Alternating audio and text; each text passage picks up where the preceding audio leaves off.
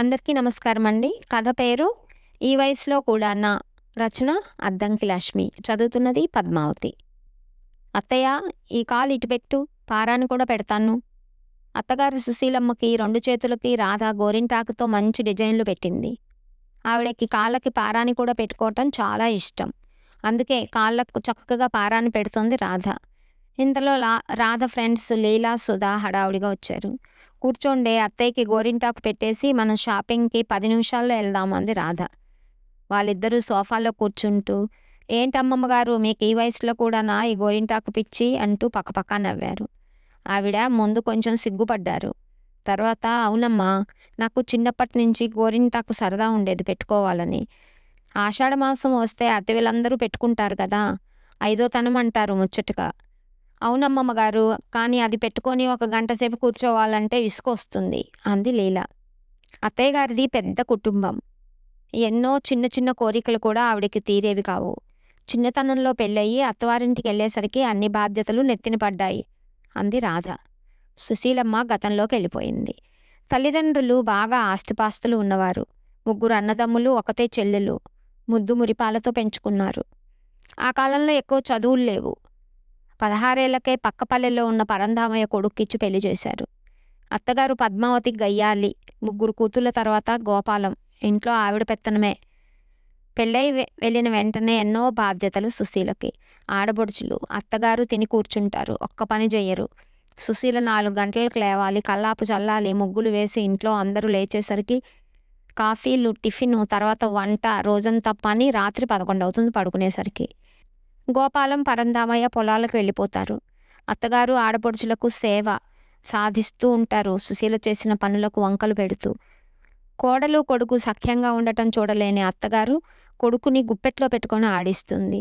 తల్లి ఏం చెప్తే అదే వేదం గోపాలంకి. పండక్కి అందరూ కొత్త బట్టలు తీసుకుంటారు, సుశీలకు కొనరు. కొత్త బట్టలు వేసుకొని పువ్వులు పెట్టుకొని పేరంటాలకు వెళ్ళి వస్తుంటారు అత్తగారు ఆడబడుచులు. సుశీలకు పూర్తిగా ఇంటి బాధ్యతే. తల్లో పువ్వులు కూడా పెట్టుకోవటానికి వీలు కాదు.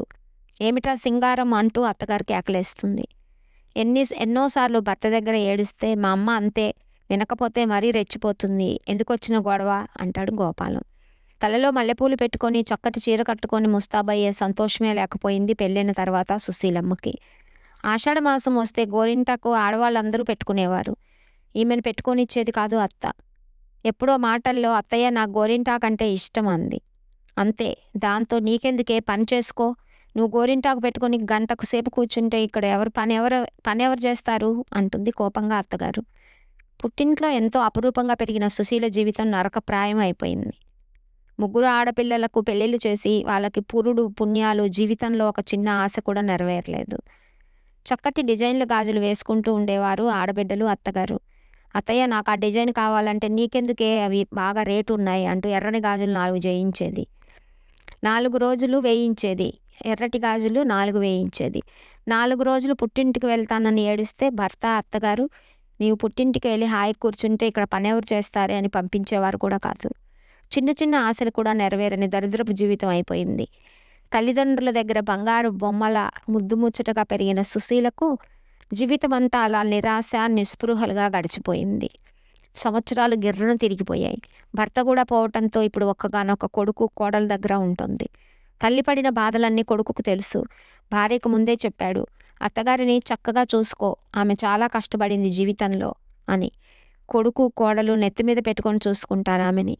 ఆవిడ కోరికలన్నీ చక్కగా తీరుస్తారు. చిన్న చిన్న కోరికలు తీరటానికి వయసుతో పని లేదు. అలా గడిచిపోయింది ఆ సుశీలమ్మ జీవితం. విషయాలన్నీ వాళ్ళిద్దరికీ వివరించింది. కోడలు రాధ ఎంతో మంచి పిల్ల. తనని పువ్వుల్లో పెట్టి చూసుకుంటుంది. కనీసం ఈ పెద్ద వయసులోనైనా నా కోరికలన్నీ తీరుస్తోంది. ఇదిగో, నాకు ఉయ్యాల ఊగడం అంటే ఇష్టమని హాల్లో ఉయ్యాల వేయించింది అంటూ ఆమె ఎంతో సంతోషంగా చెప్పింది. అయ్యో అమ్మమ్మ గారు, ఎన్ని కష్టాలు పడ్డారు మీరు. ఇప్పుడు చక్కటి కోడలు దొరికింది, హాయిగా శాంతిగా ఉండండి అన్నారు లీలా సుధా. రాధ చేతులు కడుక్కొని తయారై వచ్చింది.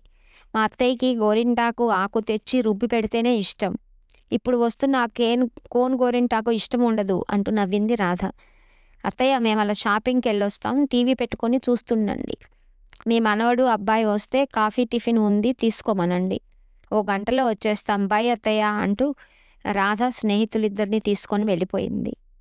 పూర్వం ఉమ్మడి కుటుంబాలు అంటూ గొప్పగా చెప్పేవారు.